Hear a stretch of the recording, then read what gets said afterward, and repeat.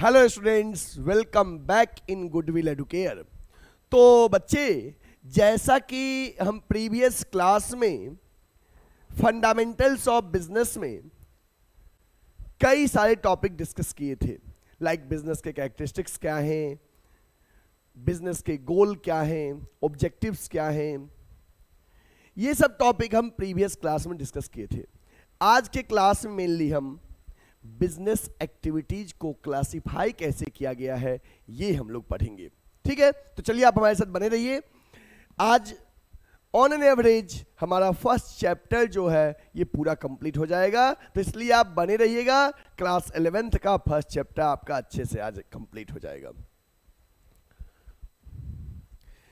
Topic है classification of business activities, कि business activities को कैसे क्लासिफाई किया गया है। तो बच्चे, लिखा है कि business activities can be classified on various basis. The common basis of classification on the basis of function. हम लोग फंक्शन के बेसिस पे अगर बात करें कि फंक्शंस के बेसिस पे बिजनेस के एक्टिविटी जो कितने पार्ट में क्लासिफाई किया गया है, तो दो कैटेगरी है, एक है इंडस्ट्री और दूसरा है कॉमर्स। कि फंक्शंस के बेसिस पे बिजनेस के एक्टिविटीज को दो पार्ट में बांटा गया है, इंडस्ट्री और कॉमर्स। जनरली इंडस्ट्री में क्या होता है कि primary industry, secondary industry and tertiary industry आता है, जिसमें हम लोग मेनली रॉ मटेरियल का फिनिश गुड्स में कन्वर्जन करते हैं, और कॉमर्स हमें क्या करता है, पूरे बिजनेस को स्मूथली रन करने में हेल्प करता है। इनके बारे में हम आगे एक टेबल के माध्यम से समझते हैं, चार्ट के माध्यम से। देखिए, बिजनेस एक्टिविटीज को बच्चे दो पार्ट में बांट दिया गया है, इंडस्ट्री एंड कॉमर्स। इंडस्ट्री जो होता है वो तीन तरह का इंडस्ट्री होता है, primary industry, secondary industry and transportation industry, that is tertiary industry. Primary, secondary and tertiary industry. Primary industry जो होता है वो दो तरह का होता है, एक्सट्रैक्टिव इंडस्ट्री और जेनेटिक इंडस्ट्री। प्राइमरी इंडस्ट्री जो होता है वो दो तरह का होता है, एक्सट्रैक्टिव और जेनेटिक। एक्सट्रैक्टिव में क्या होता है कि हम लोग रॉ मटेरियल का एक्सट्रैक्शन करते हैं, और जेनेटिक में क्या होता है, rearing and breeding of living species. तो प्राइमरी इंडस्ट्री दो तरह का हो गया, एक्सट्रैक्टिव, जेनेटिक। सेकेंडरी भी दो तरह का, मैन्युफैक्चरिंग और कंस्ट्रक्टिव। टर्सरी इंडस्ट्री में आ गया आपको ट्रांसपोर्टेशन, बैंकिंग, कम्युनिकेशन, इंश्योरेंस और एडवर्टाइजिंग। फिर इसके बाद जब कॉमर्स की बात करेंगे तो फर्दर कॉमर्स को भी दो पार्ट में बांटा गया है, that is trade and aids to trade, auxiliaries to trade. Trade दो तरह का हो गया, internal trade, external trade. Internal trade में आ गया रिटेल और होलसेल, रिटेल और होलसेल। एक्सटर्नल में आ गया export, import, entry port. And aids to trade में सेम वही टर्सरी इंडस्ट्री के जो चीजें हैं वो एड्स टू ट्रेड में, transport, communication, banking and finance, insurance और एडवर्टाइजिंग, ये आपका आ गया एड्स टू ट्रेड में। तो आप अगर इसे नोट करना चाहते हैं तो note it, you want to take a screenshot, take it. इसके बारे में हम वन बाय वन डिस्कस आगे के चार्ट के माध्यम से अभी करेंगे पूरे डिटेल में। देखिए, इंडस्ट्री लिखा है, industry refers to an activity, industry refers to an activity which converts raw materials into useful products। Industry में ऐसे एक्टिविटीज आते हैं जो क्या करता है, रॉ मटेरियल को यूजफुल प्रोडक्ट में कन्वर्ट करता है। Industry refers to an activity which converts raw material into useful products. Industry includes activities related to production and processing, as well as activities related to rearing and breeding and reproduction of living animals or any other living species. The purpose of industry is to create form utility। ये important sentence है कि industry का जो purpose होता है वो होता है फॉर्म यूटिलिटी क्रिएट करना, मतलब कि रॉ मटेरियल्स के फॉर्म को वो क्या करता है, चेंज करता है industry. Form utility by converting raw material into useful products or finished products. The term industry is also used to refer to a group of firms producing similar or related goods for example textile industry refers to all the production units related to cloth manufacturing. Cement industry refers to all firms manufacturing cement. Industry may produce consumer goods और capital goods. देखो बच्चे, industry consumer goods भी create कर सकता है और capital goods भी, मतलब इंडस्ट्री दोनों गुड्स क्रिएट करता है, consumer goods as well as capital goods. Industry दोनों गुड्स क्रिएट करता है, consumer goods as well as capital goods. अब हम बात करेंगे कि इंडस्ट्री जो है, जो रॉ मटेरियल को फिनिश गुड्स में कन्वर्ट करते हैं, ये तीन तरह का होता है, प्राइमरी इंडस्ट्री, सेकेंडरी इंडस्ट्री और टर्सरी इंडस्ट्री। इनके बारे में हम आगे आपको बताते हैं। देखिए, प्राइमरी इंडस्ट्री अभी हम बात किए थे, प्राइमरी इंडस्ट्री दो तरह का, extractive and genetic. Primary industry में आएगा एक्सट्रैक्टिव इंडस्ट्री और जेनेटिक इंडस्ट्री। इसके बाद सेकेंडरी इंडस्ट्री में मैन्युफैक्चरिंग, कंस्ट्रक्टिव। टर्सरी इंडस्ट्री में आएगा ट्रांसपोर्टेशन, बैंकिंग, कम्युनिकेशन, इंश्योरेंस और एडवर्टाइजिंग। ठीक है, इसके बारे में हम डिटेल में डिस्कस करते हैं।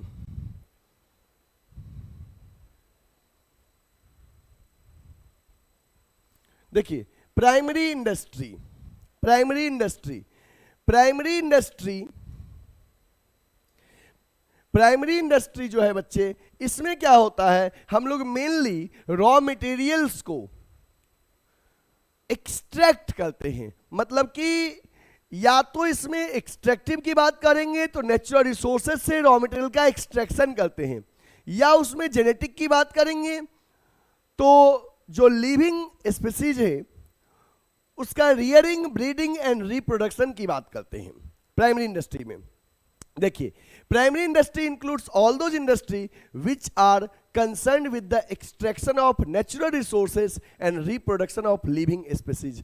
प्राइमरी इंडस्ट्री में वो सारे इंडस्ट्री आते हैं जो रॉ मटेरियल के एक्सट्रैक्शन से रिलेटेड हैं, and these industries can be further classified into two categories. और ये प्राइमरी इंडस्ट्री को दो पार्ट में बांटा गया है, extractive and genetic. Extractive industries are those industries which involve extraction of something from natural resources. Extractive industry में वो इंडस्ट्री आते हैं जिसमें कि हम लोग कोई चीज नेचुरल रिसोर्सेज से क्या करते हैं, एक्सट्रैक्शन करते हैं,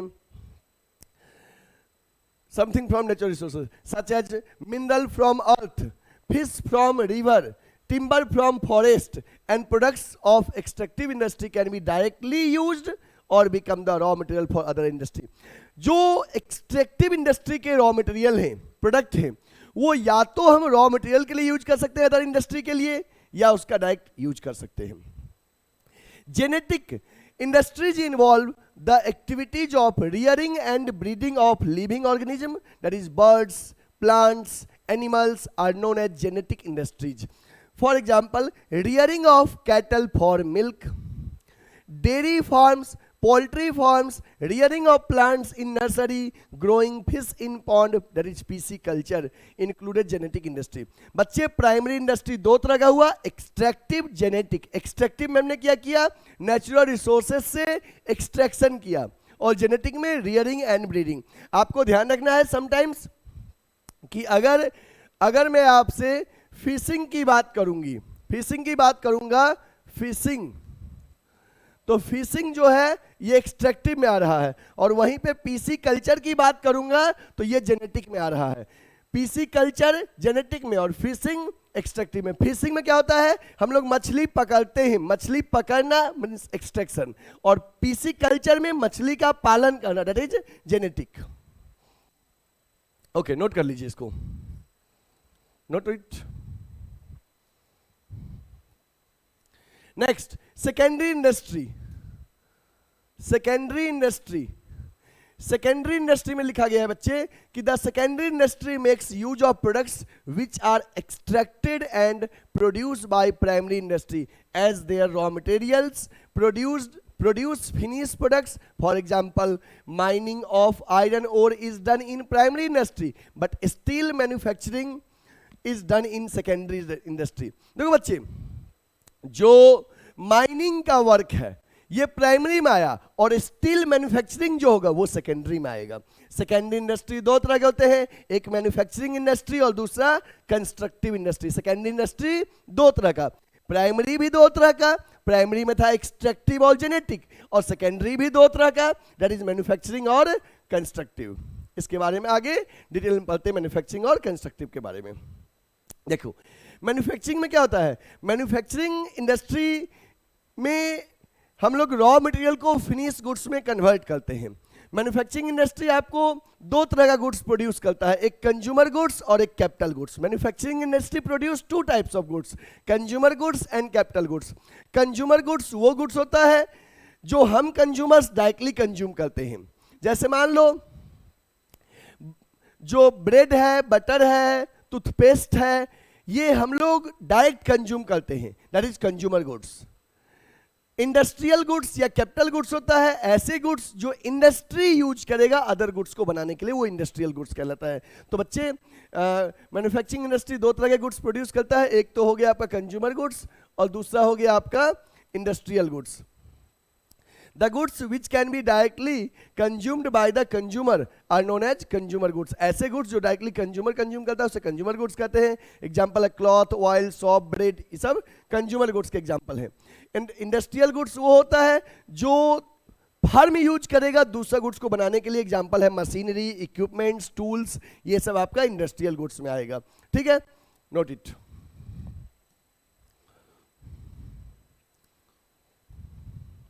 नेक्स्ट, अब हम बात करते हैं, ये तो बात कर ली कि मैन्युफैक्चरिंग इंडस्ट्री दो तरह का गुड्स बनाता है, एक होता है आपको कंज्यूमर गुड्स और दूसरा होता है capital goods, that is industrial goods भी उसे कहते हैं।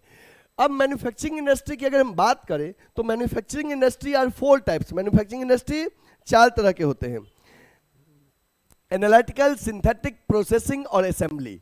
एनालिटिकल इंडस्ट्री क्या होता है बच्चे, एनालिटिकल इंडस्ट्री ऐसे इंडस्ट्री होते हैं, एनालिटिकल इंडस्ट्री जिसमें एक रॉ मटेरियल को ब्रेक करके कई सारे प्रोडक्ट बनाए जाते हैं।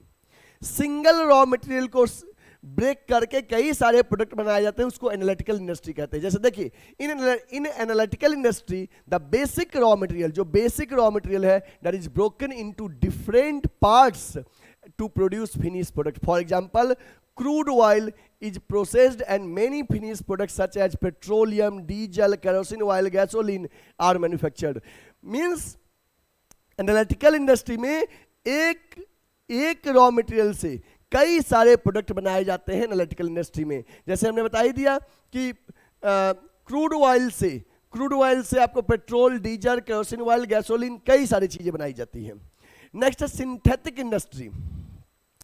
सिंथेटिक इंडस्ट्री में क्या होता है कि दो या दो से अधिक रॉ मटेरियल को मिला के एक प्रोडक्ट बनाया जाता है। एनालिटिकल में एक से कई बनाया जाता है और सिंथेटिक में कई से एक बनाया जाता है। जैसे देखिए synthetic industry, two or more materials are mixed to manufacture some new products. For example various chemicals are mixed to produce soap, paint, cosmetic item. बच्चे कई सारे केमिकल्स को मिक्स करके हम लोग साबुन बनाते हैं, पेंट्स बनाते हैं, कॉस्मेटिक आइटम बनाते हैं, कई सारे केमिकल्स को मिक्स करके। तो आपको समझ में आ गया एनालिटिकल और सिंथेटिक। यहाँ पे एनालिटिकल में एक रॉ मटेरियल से कई सारे फिनिश प्रोडक्ट बनाए जाते हैं उसको ब्रेक करके, और सिंथेटिक में आपको हो गया कि कई सारे रॉ मटेरियल को मिक्स करके एक प्रोडक्ट बनाया जाता है।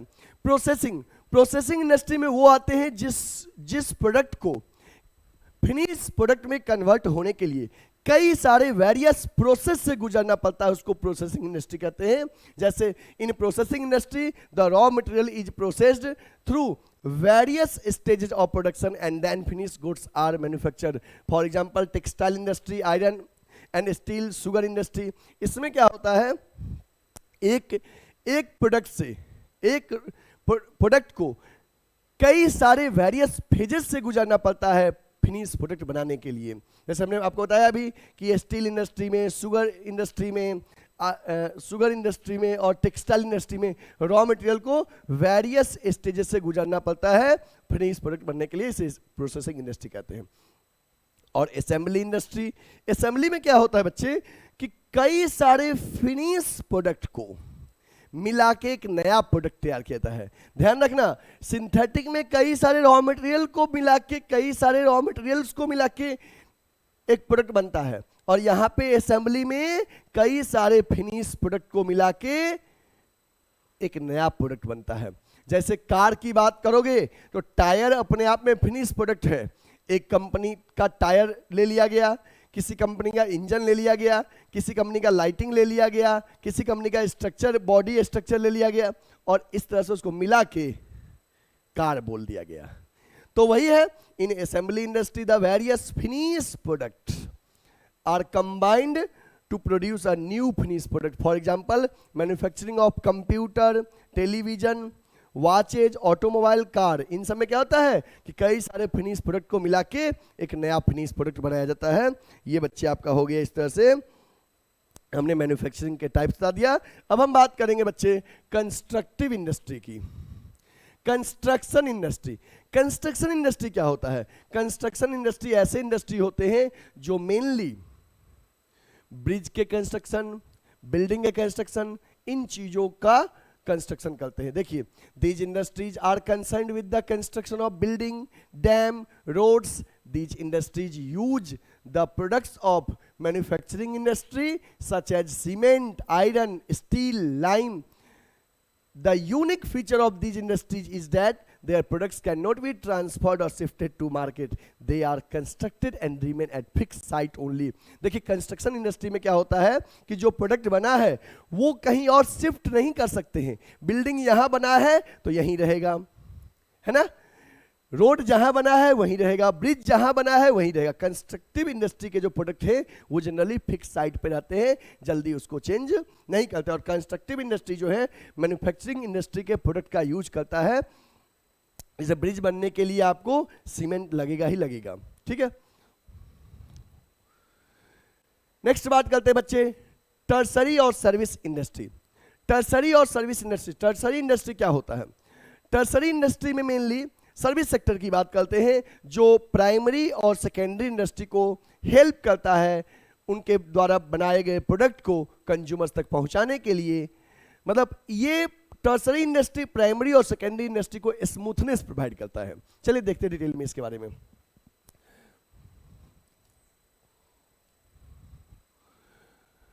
देखिए, टर्सरी और service industry. Tertiary industry is concerned with the providing services which facilitate a smooth flow of goods and services. This industry helps in activities of the primary and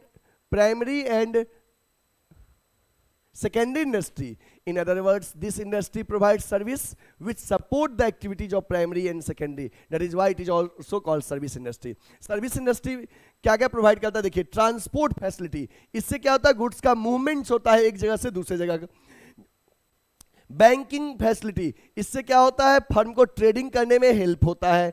insurance क्या करता है? Risk का coverage करता है। Where housing, product को generally क्या होता है कि प्रोडक्ट को का प्रोडक्शन और कंजम्पशन में टाइम गैप होता है, तो वेयर हाउसिंग क्या करता है? स्टोरेज का प्रोवाइड करता है फैसिलिटीज। और एडवर्टाइजिंग क्या करता है? हमें प्रोडक्ट के रिगार्डिंग कंज्यूमर्स को नॉलेज देता है। तो ये आपके टर्सरी और सर्विस इंडस्ट्री के ये आपको फैसिलिटीज और सर्विसेज हो गए। नेक्स्ट बच्चे, अब बात करते हैं कॉमर्स की। तो कॉमर्स में क्या आएगा? तो कहता है commerce refers to all those activities which helps directly और indirectly in the distribution of goods to ultimate consumers. Commerce में वो सारे फैसिलिटीज आएंगे जो कंज्यूमर्स तक गुड्स को डिस्ट्रीब्यूट करने में हेल्प करता है। There will be no use of producing goods unless and until these goods reach to ultimate consumers. मतलब कि कहता है ना, प्रोडक्शन का कोई मतलब नहीं है जब तक कि वो गुड्स कंज्यूमर्स तक पहुंच ना जाए। Goods are produce at one place and consumers are scattered at different places. The consumers are not aware of what kind of goods are produced by the manufacturer. Goods are produced in large quantity and demanded by consumers at a small quantity. All the problems of hindrances of place, knowledge, storage are solved by commerce. Commerce को दो part में बांट दिया गया है, trade और auxiliaries to trade, that is aids to trade. ठीक बच्चे, तो हम बता दिए कॉमर्स क्या करता है, एक बैकबोन है जो इंडस्ट्री को हेल्प करता है स्मूथली बिजनेस को रन करने के लिए.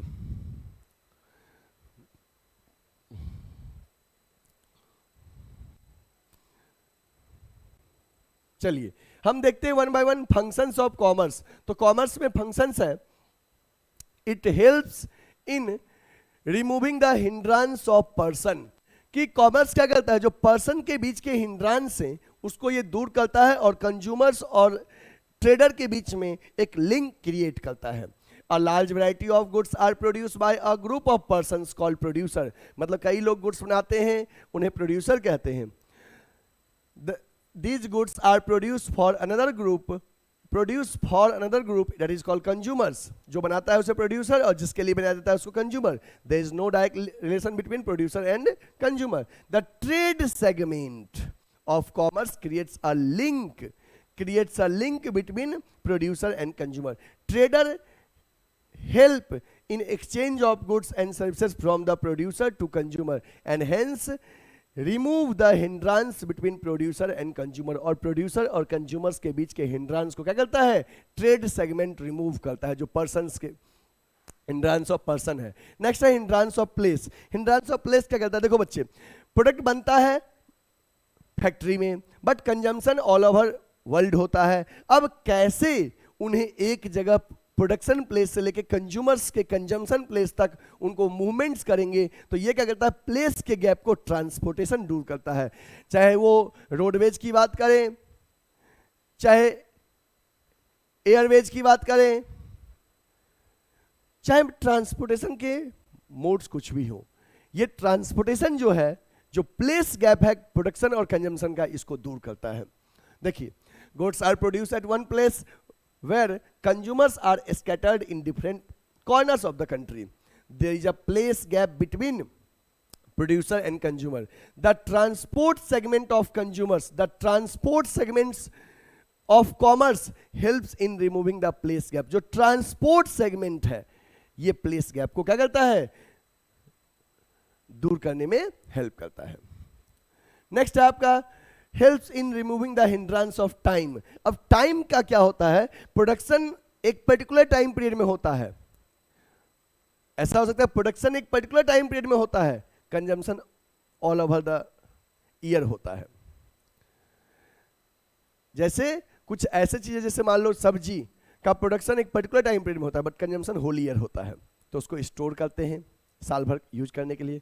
और कई बार होता है प्रोडक्शन साल भर होता है, कंजम्पशन पर्टिकुलर टाइम में होता है, जैसे वुलन क्लॉथ, एसी कूलर का प्रोडक्शन साल भर होता है बट कंजम्पशन. तो ये क्या करता है, वेयर हाउसिंग स्टोरेज प्रोवाइड करता है, जिससे कि जो आपका टाइम गैप है प्रोडक्शन और कंजम्पशन के बीच में, इसको दूर कर सके. देखिए, some goods are produced in a particular season only but demanded throughout the year. For example wheat, rice, pulse, इसका प्रोडक्शन एक पर्टिकुलर सीजन में होता है बट डिमांड साल भर होता है. तो ये गैप जो है प्रोडक्शन और कंजम्पशन के बीच का, इसको वेयर हाउसिंग दूर करता है.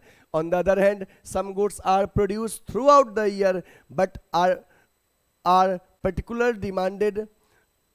Demanded particular season. There is a time gap between production and consumption. The goods need to be kept safe and fresh during the time. Warehousing segment of commerce helps in removing the gap. तो time gap को कौन दूर करता है, warehousing. Next बच्चे आपका है hindrance of exchange. Removing the hindrance of exchange.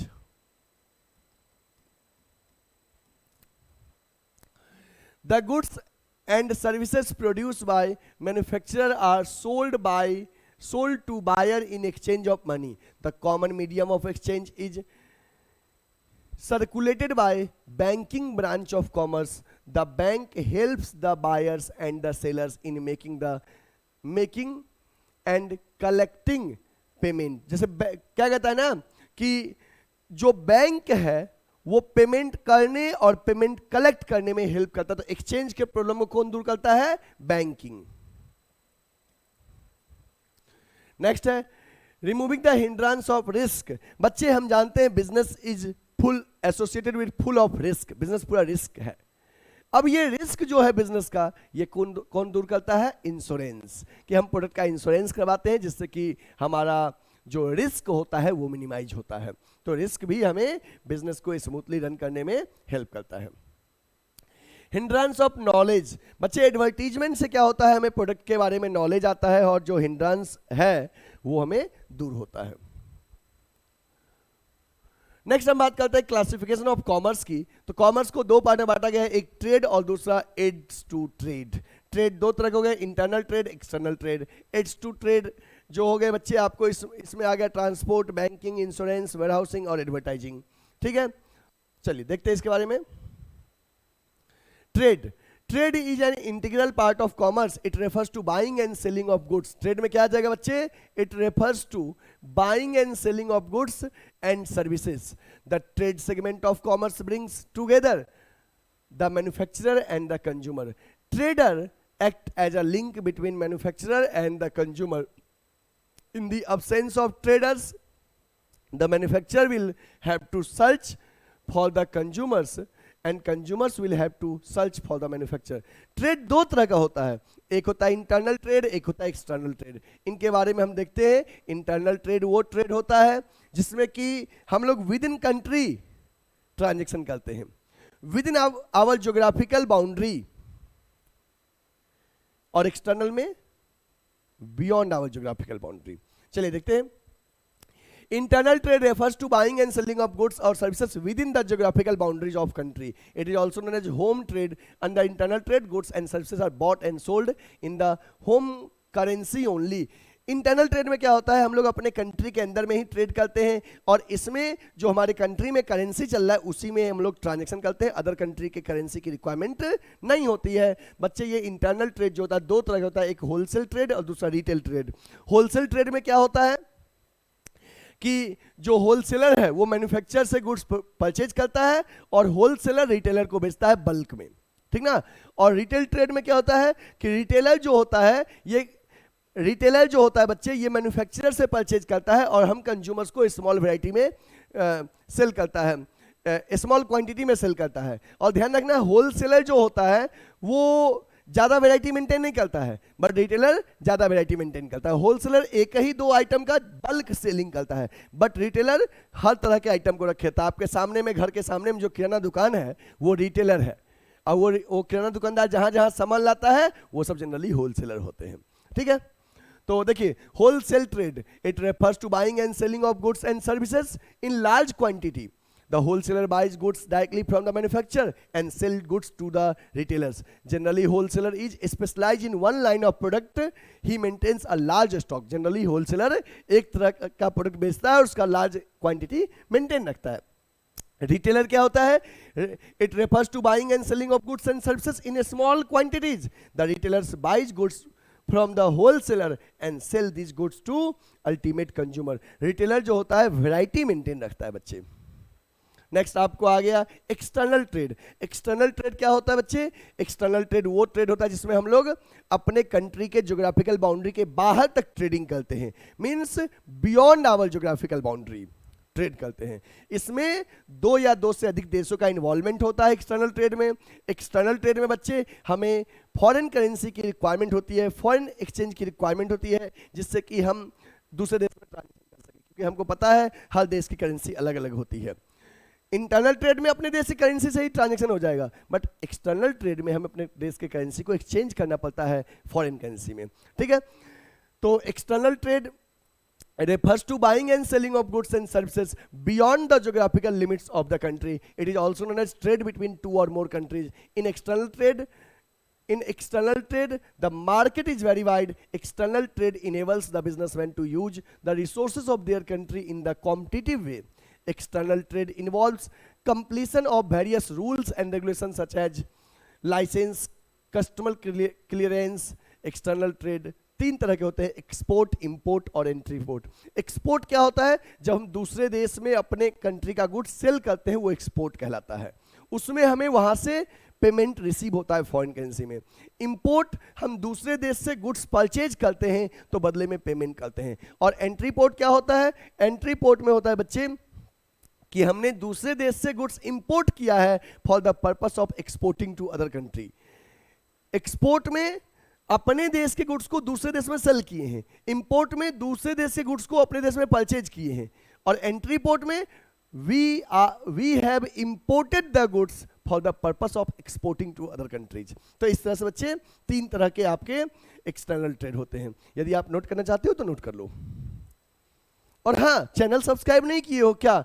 इतने देर से देखो ये बार बार कह रहा है जो कि सब्सक्राइब भैया, सब्सक्राइब भैया, सब्सक्राइब कर लीजिए, कर लो। यूट्यूब पे गुडविल एडुकेयर के चैनल को सब्सक्राइब कर लीजिए। और हाँ, अपने दोस्तों को भी बताइए। अगर आपको लगता है कि चैनल हेल्पफुल है आपके लिए तो अपने बेस्ट फ्रेंड्स को बताइए, उन तक भी सही कंटेंट पहुंचाइए। और हाँ, गुडविल एडुकेयर के ऑफलाइन सेंटर में अगर आप एडमिशन लेना चाहते हैं तो नीचे जो कॉन्टैक्ट नंबर आपको दिख रहा है, आप इस पर कॉन्टैक्ट कर सकते हैं। Aids to trade, auxiliaries to trade. बच्चे ऑक्सिलरीज टू ट्रेड जो होता है, ये कॉमर्स को, हमें बिजनेस को स्मूथली रन करने में हेल्प करता है। The activities which helps in a smooth flow of trade are known as aids to trade. These activities make buying and selling of goods make more easy. These activities are known as services or together constitute services sector और tertiary sector of commerce। ये commerce के tertiary sector कहलाएगा और ये कई सारे hindrances को दूर करने में हेल्प करता है। लाइक ट्रांसपोर्ट एंड कम्युनिकेशन, जैसे कि गुड्स के मूवमेंट्स, एक जगह से दूसरी जगह के मूवमेंट्स को इजी करने में ट्रांसपोर्ट एंड कम्युनिकेशन हेल्प करता है। Transport refers to movements of goods from one place to another.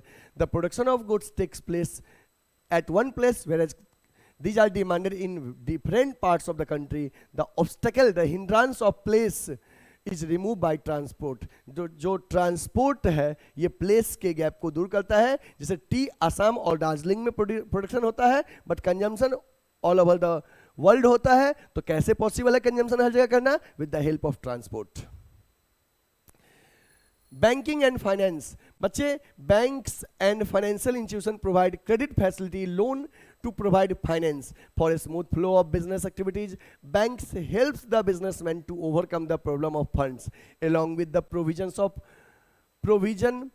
of funds, commercial bank provide many other facilities such as collection and deposits of check, issue of bank draft, discounting of bills of exchange। मतलब bank हमें कई सारे facilities provide करता है, mainly exchange problem को facilitate करता है bank. Insurance, हम जानते हैं business is full of risk, business full of risk, पूरा रिस्क है, और ये रिस्क कैसे दूर होता है? With the help of insurance. जब इंश्योरेंस करवाते हैं तो हमारे रिस्क को इंश्योरेंस कंपनी मिनिमाइज करती है। वेयर हाउसिंग, हम जानते हैं बच्चे कि प्रोडक्शन और कंजम्पशन का टाइम गैप अलग अलग होता है, टाइम गैप होता है, तो इस प्रोडक्शन और कंजम्पशन के टाइम गैप को दूर कौन करता है? वेयर हाउसिंग, स्टोरेज के माध्यम से। एडवर्टाइजिंग, जब तक कंज्यूमर्स को प्रोडक्ट के बारे में नॉलेज नहीं होगा तो कंजम्पशन पॉसिबल नहीं है, तो एडवर्टाइजिंग क्या करता है? नॉलेज प्रोवाइड करता है प्रोडक्ट के रिगार्डिंग कंज्यूमर्स को। अब बच्चे, हमारा लास्ट टॉपिक है आज की क्लास का, business risk. Business risk refers to probability of losses or inadequate profit due to uncertainties or unexpected events which are beyond control. Business risk क्या है? Possibilities और possibilities of loss, loss के possibilities या ऐसी चीजें जो हमारे कंट्रोल के क्या है? बाहर है। For example, demand for product में decline due to change in taste and preferences of the customers और due to change in fashion और due to change in competitors policy. तो इसलिए बिजनेस क्या है? रिस्क से एसोसिएटेड है। तो बिजनेस रिस्क क्या क्या होते हैं? तो nature of business risk, why business risk is arises और बिजनेस रिस्क के फीचर्स। तो arise due to uncertainties, business में फुल ऑफ रिस्क है और इन अनसर्टेनिटीज की वजह से ही बिजनेस रिस्क अराइज होता है। It is an essential part of every business. Business risk जो है essential part of her business का है, हर बिजनेस में रिस्क एसोसिएटेड है। Degree of risk depends upon the nature and size of business. जो business के रिस्क का degree है ये बिजनेस के नेचर पे डिपेंड करता है। हर बिजनेस में एक जैसा रिस्क नहीं होता है और बिजनेस के साइज पे भी रिस्क डिपेंड करता है। बिजनेस जितना बड़ा रहेगा रिस्क उतना ज़्यादा रहेगा। और profit is the reward for bearing risk. बच्चे हम लोग रिस्क लेते हैं, उसका रिवार्ड है प्रॉफिट। हमने बता भी दिया business risk arise due to uncertainties. Uncertainties means when you are not sure what is going to happen in future. Common example uncertainties are change in demand, government policy, technology. Business risk is arises due to uncertainty. Risk is essential parts of every business. Risk is an important characteristics of business. No business can avoid risk through degree of risk may vary. Business, कोई business risk को avoid नहीं करता है, but risk जो होता है business to business very करता है। Degree of risk depends upon the nature and size of business. बच्चे किस बिजनेस में कितना रिस्क रहेगा ये बिजनेस के साइज पे डिपेंड करता है। बिजनेस जितना ज़्यादा बड़ा रहेगा रिस्क उतना ज़्यादा रहेगा, और नेचर पे भी रिस्क डिपेंड करता है, जैसे फैशन वाले गुड्स में रिस्क ज़्यादा होता है। और profit is the reward for bearing risk. हम जानते हैं कि हम लोग बिजनेस करते हैं, मेन मोटिव होता है हमारा प्रॉफिट अर्न करना, तो profit is the reward for taking risk. हम लोग रिस्क लेते हैं, इसी का रिवार्ड प्रॉफिट होता है। इसके बाद हम बात करते हैं causes of business risk. Business risk के कॉजेज क्या है? एक है economic cause, second one is natural cause, human cause and physical cause. इनके बारे में हम डिस्कस करते हैं। Causes of business risks. Natural cause.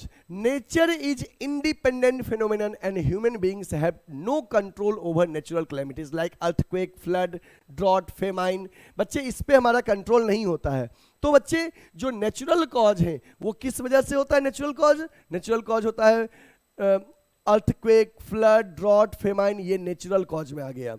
Human cause, जैसे कि जो ह्यूमन बीइंग के कारण हो, जैसे कि कोई मान लो कि पर्सन है जो सही से मशीन को रन नहीं कर रहा है, उस वजह से जो लॉसेस होगा वो आ जाएगा human cause. Human cause are related to chance of loss due to human being और employ of the organization. The dishonesty of employ, employ अगर डिसऑनेस्ट है उसकी वजह से लॉस होगा ह्यूमन कॉज में। Can bring heavy loss for the business. Employ में leak the business secret, अगर एम्प्लॉय बिजनेस सेक्रेट को लीक कर देगा हमारा तो उसकी वजह से हमें लॉस अराइज होगा। Secrets to competitors and may commit fraud, और फ्रॉड अगर करता है एम्प्लॉयज में बी केयरलेस और may mishandle the machinery and resources which can bring a heavy loss और द वेस्टेज ऑफ रिसोर्सेज। तो बच्चे एक तो नेचुरल कॉज हो गया, इसमें आपका अर्थक्वेक, फ्लड, ड्रॉट, फेमाइन आ गया। ह्यूमन कॉज में एम्प्लॉय के डिसऑनेस्टी और मिस हैंडलिंग ऑफ मशीन और केयरलेसनेस की वजह से जो लॉस आएगा। और इकोनॉमिक कॉज क्या होता है? Economic cause are related to the chance of loss और change in market condition, change in price और fluctuation in market. There can be change in fashion, fashion की वजह से चेंज, टेस्ट एंड प्रेफरेंसेस की वजह से जो डिमांड में चेंज होता है, इस तरह के लॉसेज जो होता है ये इकोनॉमिक कॉज में आता है। या गवर्नमेंट के पॉलिसीज में चेंजेस की वजह से जो लॉस आएगा इकोनॉमिक कॉज में। Physical causes, all the causes which result in damage of assets are considered as physical causes. For example, change in technology may result in machinery being outdated. Use of old technology or mechanical defects may also result in demands for assets as bursting of boiler, accidents of employ, ये आपका आएगा physical cost. तो बच्चे इस तरह से आपका business के रिस्क में चार तरह के हो गए, नेचुरल, ह्यूमन, इकोनॉमिक और कैपिटल फिजिकल। चार बिजनेस के रिस्क आपके हो गए।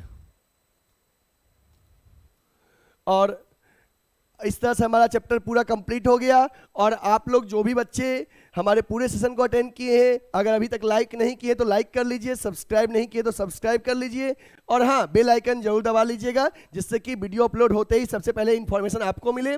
गुडविल एडुकेयर के ऑफलाइन सेंटर जो लंका पे है, जो भी बच्चे एडमिशन लेना चाहते हैं ऑफलाइन सेंटर में गुडविल एडुकेयर के लंका वाराणसी पे, आप गूगल मैप के थ्रू आ सकते हैं। हमारे इंक्वायरी नंबर पे आप हमसे कांटेक्ट कर सकते हैं, और इस क्यूआर को स्कैन करके आप गूगल प्ले से गुडविल एडुकेयर का ऐप डाउनलोड कर सकते हैं, या डायरेक्टली सर्च भी करेंगे गुडविल एडुकेयर तो इस तरह के आपके लोगों के साथ हमारा प्ले स्टोर पे ऐप है, डाउनलोड कर लीजिए।